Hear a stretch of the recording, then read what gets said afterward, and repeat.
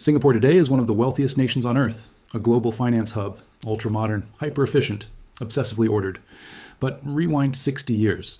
1965, expelled from Malaysia, no natural resources, surrounded by larger suspicious neighbors, dependent on imported water, high unemployment, ethnic tensions boiling over, no obvious future. This country was not supposed to survive, let alone win. So what did Singapore understand that others didn't? To understand what Singapore achieved, you first need to understand what was on the line. Political survival, economic independence, social cohesion in a powder keg of ethnic diversity, strategic relevance in a region that didn't want them there, failure meant irrelevance, absorption, dependency, a footnote in someone else's history. Success would require something else entirely, becoming indispensable to global trade, outperforming states 10 times their size, creating trust faster than rivals, turning vulnerability into leverage. Singapore had no margin for error, no room to be average at anything.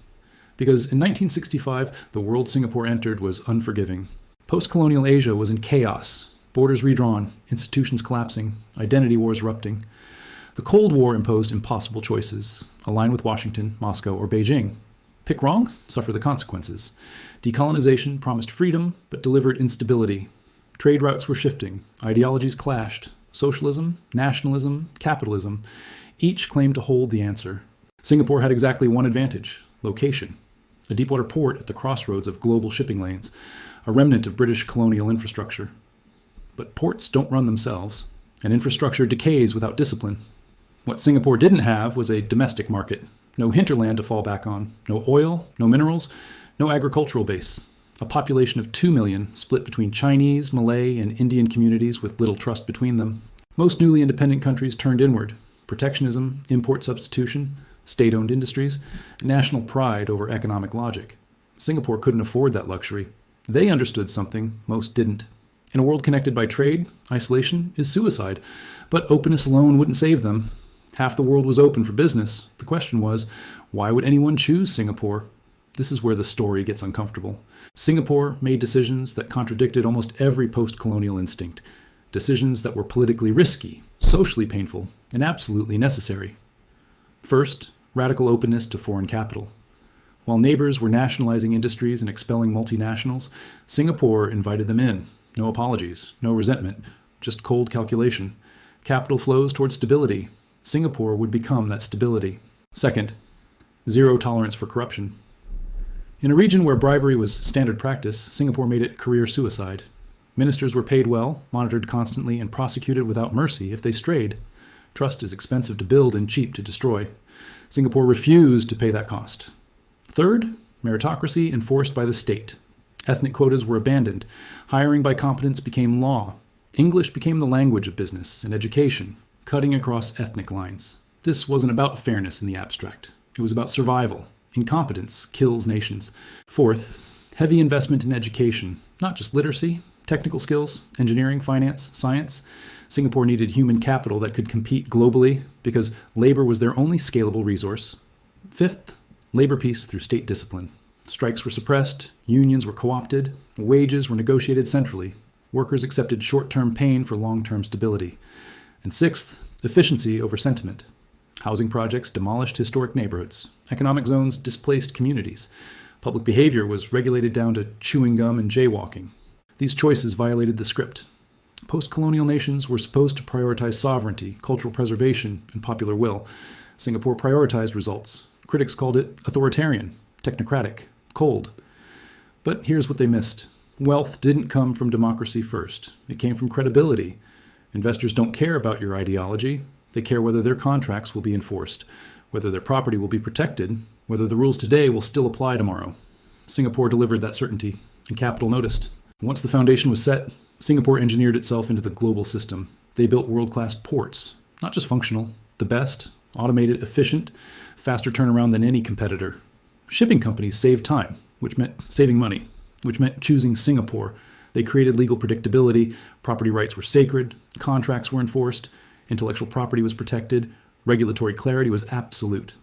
In a region where laws change with political winds, Singapore became the exception. They simplified taxes, low corporate rates, no capital gains tax, clear rules, minimal bureaucracy. Multinationals could operate without navigating a maze of corruption and red tape. They integrated into global supply chains. First came manufacturing, textiles, electronics, petrochemicals. Multinational corporations set up regional headquarters. Then came finance, banks, insurance, asset management. Singapore became the gateway to Asia. Then services, logistics, consulting, law, and eventually innovation, biotech, AI, fintech. Each layer built on the last. Each sector reinforced the others. But here's the key insight. Singapore didn't try to control the global economy. They made themselves essential to it. Investors didn't come because Singapore was rich. Singapore became rich because investors stayed. This is cause and effect. Not luck, not resources, systems. Capital flows towards systems that work. Talent follows capital. Productivity follows talent. Wealth follows productivity. Singapore understood the sequence, and they built accordingly. There's a moment in every success story when the outcome becomes inevitable. Not guaranteed, but structurally locked in. For Singapore, that moment came before the wealth was obvious. By the 1980s, institutional trust exceeded every regional competitor. Legal systems functioned. Corruption stayed low. Policy remained consistent across political transitions. Human capital outpaced neighbors. Singaporeans were better educated, better trained, more productive. The gap widened every year. Policy consistency outlasted political cycles. Leaders changed. Ministers rotated. But the strategy remained constant. Investors could plan for decades, not years. And reputation became self-reinforcing. Success attracted more success. Competence attracted more competence. Singapore became the default choice for anyone serious about Asia.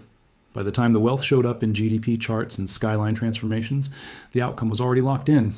This is what most people miss. Prosperity is visible, but the systems that create prosperity are invisible. By the time you see the wealth, the war is already won. But this story isn't clean.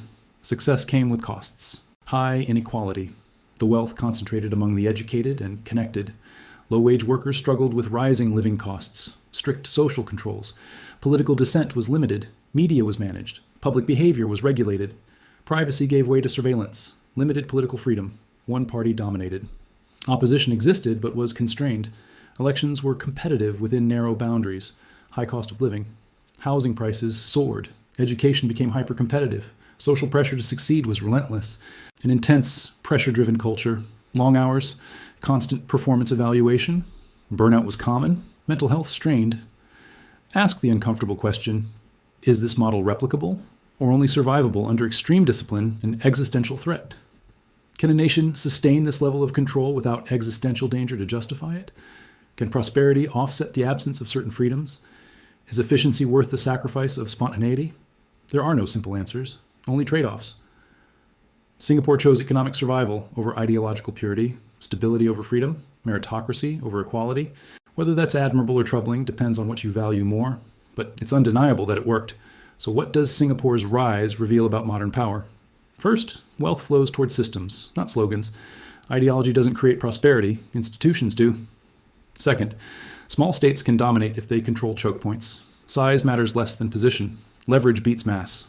Third, economic credibility is a form of national defense. In a globalized world, trust is power. Investors protect their investments. Fourth, stability is a competitive advantage. Predictability attracts capital. Chaos repels it.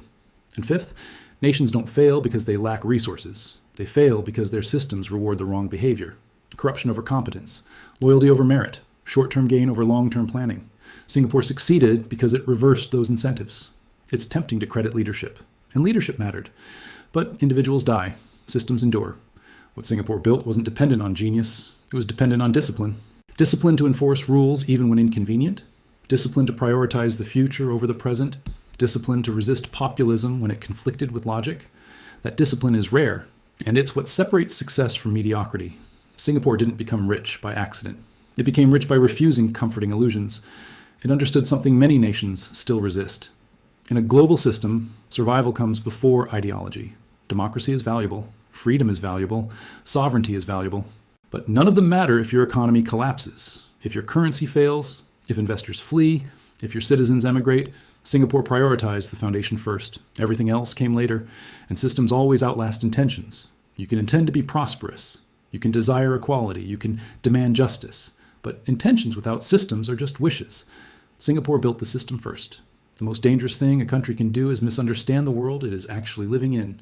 Singapore never made that mistake, and that's why they won. If this video made you think, do me a favor, hit the like button, and subscribe to Histonom because I dive deep into topics like this every day.